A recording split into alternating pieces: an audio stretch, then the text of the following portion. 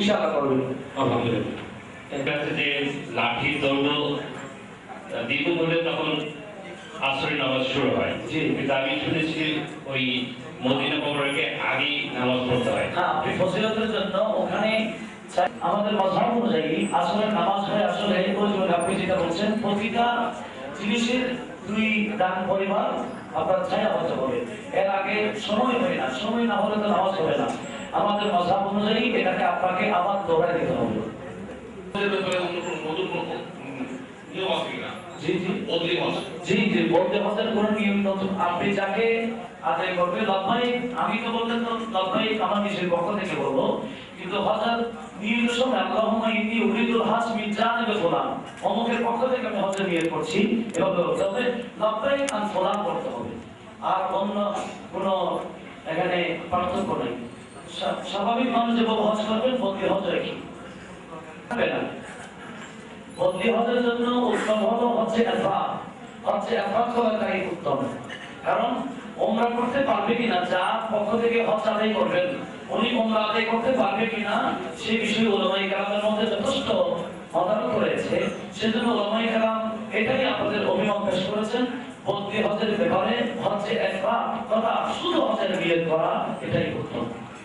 জিজ্ঞেস করেছিলেন যে হ্যান্ড ব্যাগে luggage 7 KG international law 7 KG, আপনি বলতেছেন 10 কেজি, কারণ আমি কনফিউশন করতে চাই না। আর হাজিদের জন্য একটু সেন্টেন্স করা হয় প্রতি বছর যদি আমরা দেখি জি জি আমার বেশি বড় সাইজ যদি বড় হয় অনেকটা পরিবারের মতো। আমি হজটা প্রায় কত আর 3 বার গিয়েছি আলহামদুলিল্লাহ। তো আমার এটা ব্যাড এক্সপেরিয়েন্স আছে যে তো এই যে জিনিসগুলো আপনারা কনফার্ম করেন যে 30 কেজি নরমালি 30 কেজি কিনা এবং এটা 7 কেজি না 10 কেজি কাইন্ডলি আমাদেরকে পরবর্তীতে জানাবেন ইনশাআল্লাহ ইনশাআল্লাহ।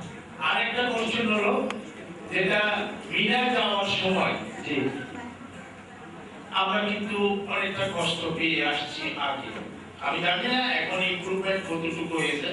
আমি লাস্ট 2006 থেকে গিয়েছিলাম। আচ্ছা তো এটা হলো যে মিনায় আপনারা যেমন মরিজাম সাহেব বললেন, এখানে মহিউদ্দিন সাহেব একটু কিন্তু বলে গেছেন, একটা সত্যি কথা বলে গেছেন, যেটা হলো যে যদি 30 জন থাকে সেখানে 45 জন হুড়হুড় করে যায়, কিন্তু এটা আমাদের মা বোন যারা যাবেন হজে তাদের জন্য এটা কিন্তু খুব কষ্টকর। আমি একবার গিয়েছিলাম ফ্যামিলি নিয়ে, সে সময় মনে হয়েছিল ছোটখাটো যুদ্ধ করে যাচ্ছি। হজে যুদ্ধ করে যাওয়ার প্রক্রিয়াটা বোধহয় এখানে সমাজীব হবে না। কিন্তু আপনি এর মধ্যে একটা কথা বলেছেন, আপনি আরেক ভাই বলেছেন যে আপনারা একদিন আগে আমাদেরকে দিতে চান।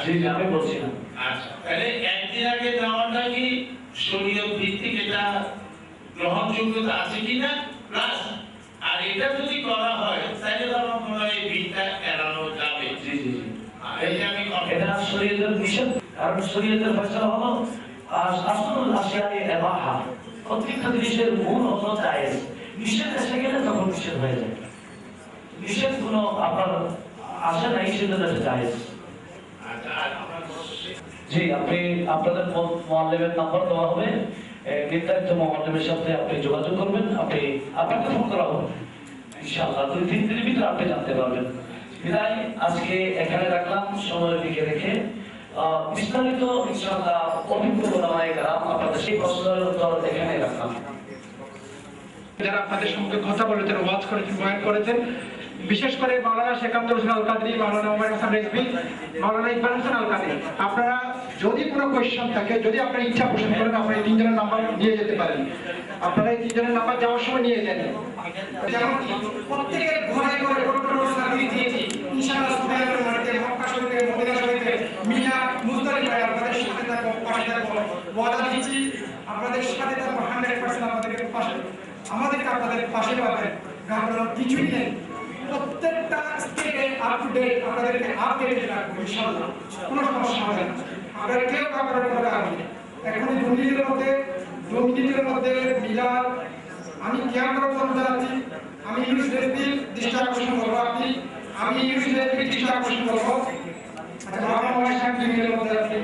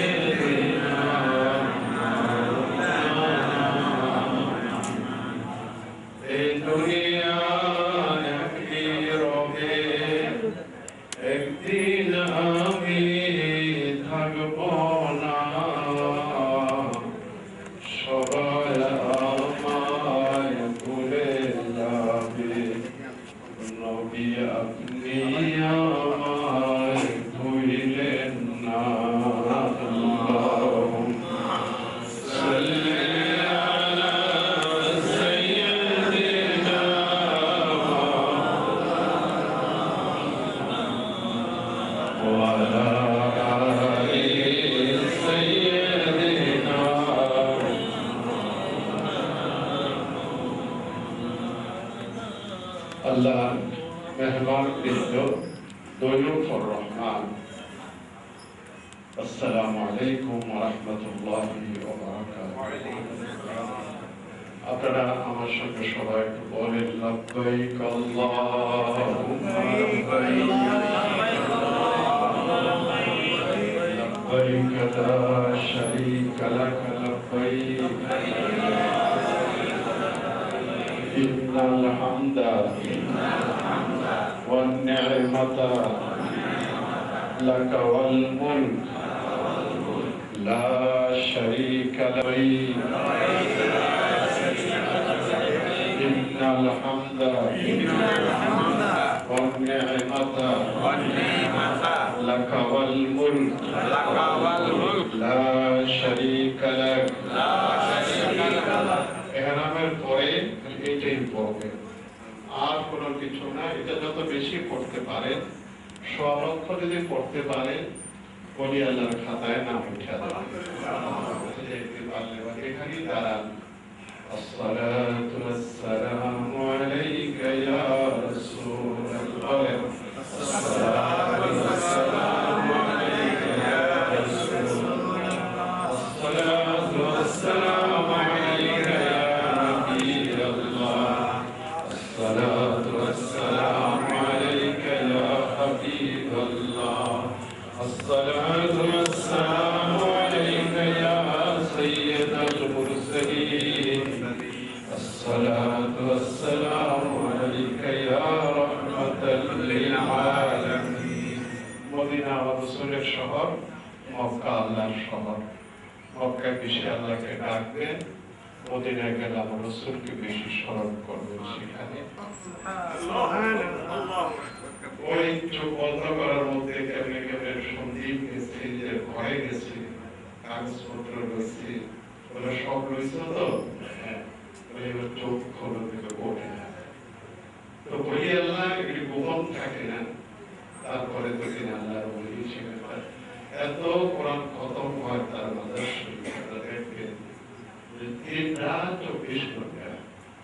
আমাদের এই এজেন্সি আল্লাহ পাক কবুল করেছেন, রাসূল কবুল করেছেন। এই জন্যে একজন ওলি আল্লাহ নামের সাথে তার নাম শাহ আমানত আর হজ কাফেলা। আমি আপনারা ভাগ্যবান যে এই কাফেলার সাথে সবাই হজ করাবে, এই কাফেলার সাথে আপনারা যাইতে পারছেন। আপনারা জানেন যে কোনো কোনো কারণে রোজা নষ্ট হয়ে যায়, কোনো কোনো কারণে নামাজ নষ্ট হয়ে যায়, আবার বিশেষ কিছু কারণ আছে হজ নষ্ট হয়ে যায়।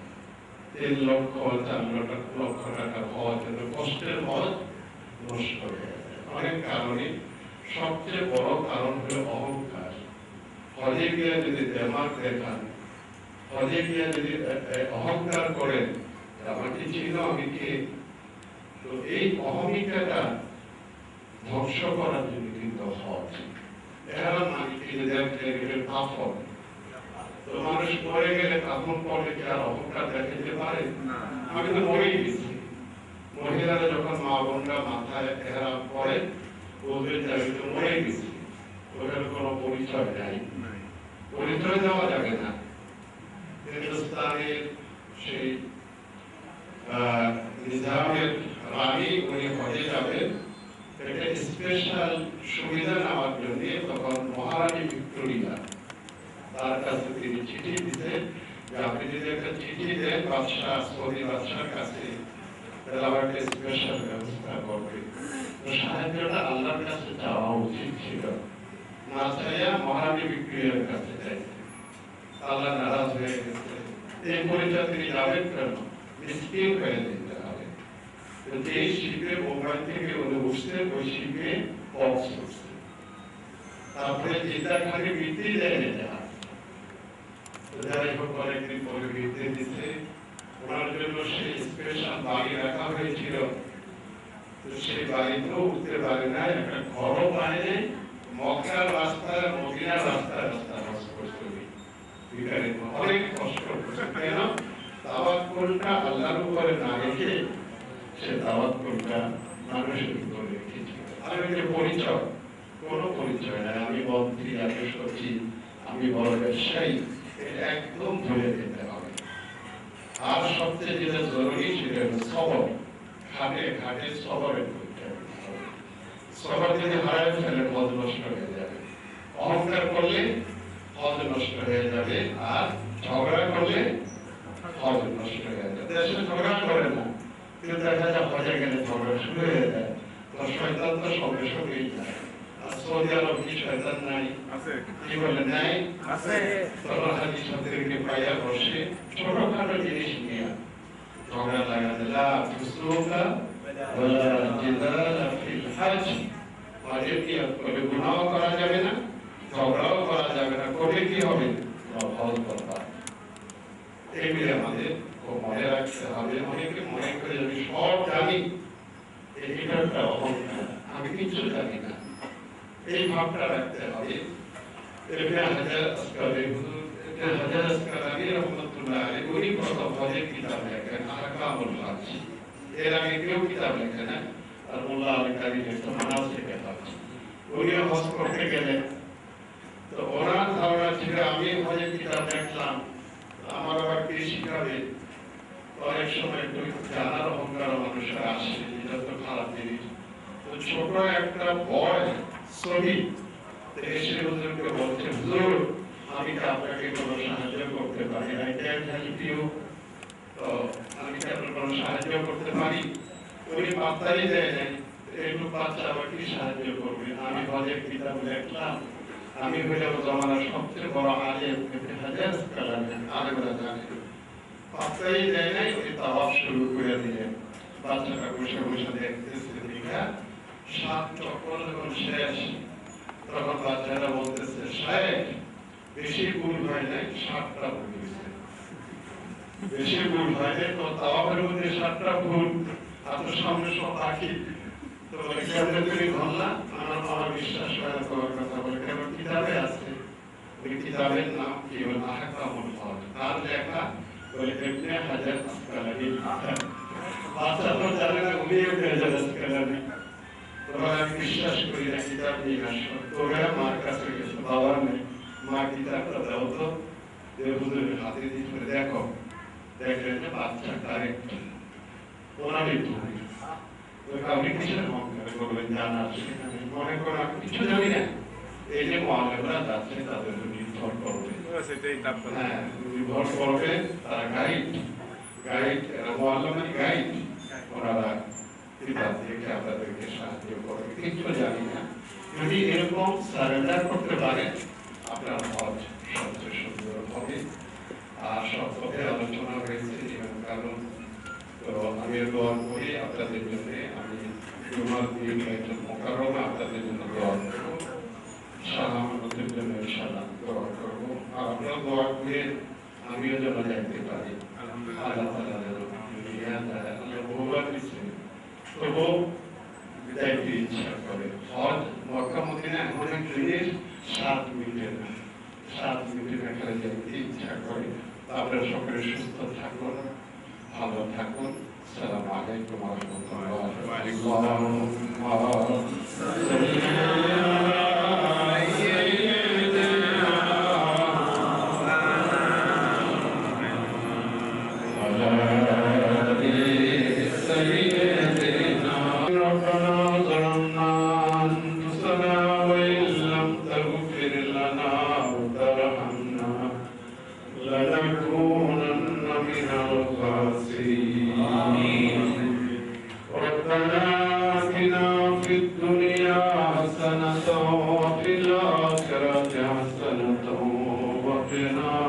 عذاب النار وادخلنا الجنة مع الأبرار يا عزيز يا غفار يا رب العالمين رب العالمين তোমার মেহমানদেরকে নিয়ে হাত তুলেছি। যখন মদিনার কথা আলোচনা হচ্ছিল আমার কাছে মনে হয়েছে যেন আমরা মদিনায় আছি। আল্লাহ এই মাহফিল তুমি কবুল করো। আল্লাহ এর সমস্ত সওয়াব ও নেকি সরওয়ারে কায়নাত মুহাম্মদুর রাসূলুল্লাহ সাল্লাল্লাহু আলাইহি ওয়াসাল্লামের রূহে হাদিয়া পৌঁছায়া দাও। बीबी खदीजा रज़ियल्लाहु ताला अन्हा, बीबी आयशा सिद्दीका रज़ियल्लाहु ताला अन्हा, अज़वाज मुतहहरात रुह सवाब बख्शिश करे दाओ। या अल्लाह तमाम सहाबाए किराम, ताबीन, तबे ताबीन, इमाम मुस्ताहिदीन, बुजुर्गान दीन रुह अल्लाह सवाब बख्शिश करे। तमाम अंबिया, तमाम औलिया दे रुह अल्लाह सवाब बख्शिश करे। আমাদের সকলের মা বাবা, দাদা দাদি, নানা নানি, ভাই বোন, আত্মীয় স্বজন যারা ইন্তেকাল করে ওই না অন্ধকার কবরে শুয়ে আছে, আল্লাহ সকলের প্রতি সওয়াব ও গনিমত বান্দারা হজের নিয়ত করেছে, মাওলা হজ তাদের জন্য সহজ করে দাও আল্লাহ, হজ তাদের জন্য সহজ করে দাও আল্লাহ, হজ তাদের জন্য সহজ করে দাও।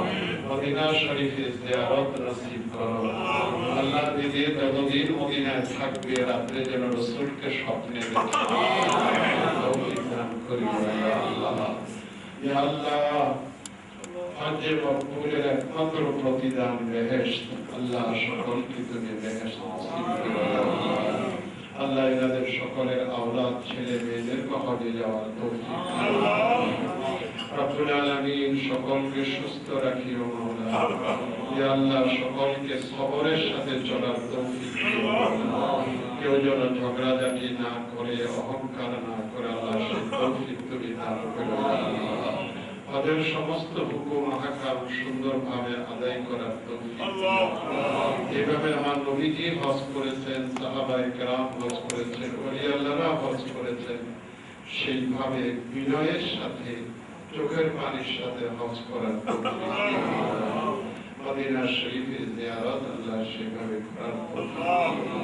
মদিনা শরীফে যতদিন থাকবে কোনো বেয়াদবি যেন না হয় আল্লাহ সেই তৌফিক দান করো। या इलाहल आलमीन आए बेनियाज, दीनों दुनिया में हमारे कारसा तो गनी है और हमारे बेनवा, कौन पूछेगा हमें तेरे सिवा। हर तरफ से होके हम खारो तबाह, आ गए अब तेरे दर पे या इलाह। हम खार है, बदकार है, डूबे हुए दिल्लत में है, कुछ भी है लेकिन तेरे महबूब की उम्मत में है। रहम कर अपने नायते करम को भूल जा, हम तुझे बोले हैं लेकिन तू ना हमको भूल जा। महर हक के सैयद खैरिल बशर, खातिमा कर दे मेरे ईमान पर। इस बड़ी किले बदन से रोह जा, कलमाए तौहीद हो भर दे जवा। सैकड़ों को तू करेगा जन्नती, एक ये नाहल भी उनमें सही। हे खुदा करीम तुमी रहीम रहमानो, मुझे गुनाह माफ करो हे प्रभु निरंजन।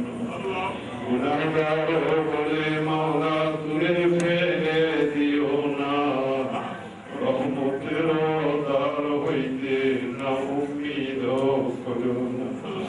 মহাপাপী বলে মৌলা যদি দূরে দাও ফেলে, কে আর রাখিবে তোমায় রহমান ও রহিম বলে। রব্বুল আলামিন শাহ আমানতের প্রতিষ্ঠাতা আল্লাহ ওয়াহিদ শাহ হুজুরকে তুমি সুস্থ রাখো, হায়াত দারাজ করো আল্লাহ। তার ছেলেদেরকে আল্লাহ তুমি কবুল করো, হাজী সাহেবের খিদমত করার আরো তৌফিক দান করো। ربنا تقبل منا إنك أنت السميع العليم، وتب علينا إنك أنت التواب الرحيم. اللهم صل صلاة كاملة وسلم سلاما تاما على سيدنا محمد الذي تنحل به العقد وتنفرج به الكرب وتقضى به الحوائج وتنال به الرعائب وحسن الخواتيم ويستسقى المنام بوجهه الكريم وعلى آله وصحبه في كل لحظة ونفس بعدد كل معلوم মরণের কালে আমাদের সবার জবানে জারি করে দিও লা ইলাহা ইল্লাল্লাহু মুহাম্মাদুর রাসূলুল্লাহ।